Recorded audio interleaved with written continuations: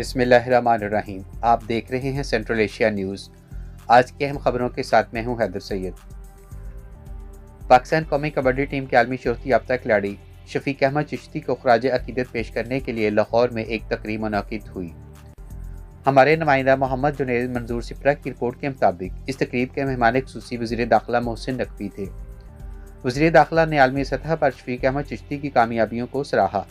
انہوں نے کہا کہ قومی کبڈی ٹیم نے ان کی قیادت میں مقابلے جیت کر پاکستان کا نام روشن کیا ہے۔ وزیر داخلہ محسن نقوی نے شفیق احمد چشتی کے نام سے ساہیوال میں بنایا گیا اسٹیڈیم کو دیکھنے کی بھی خواہش کا اظہار کیا۔ تقریب میں کھلاڑیوں، سرکاری افسران اور صوبائی وزراء نے بھی شرکت کی۔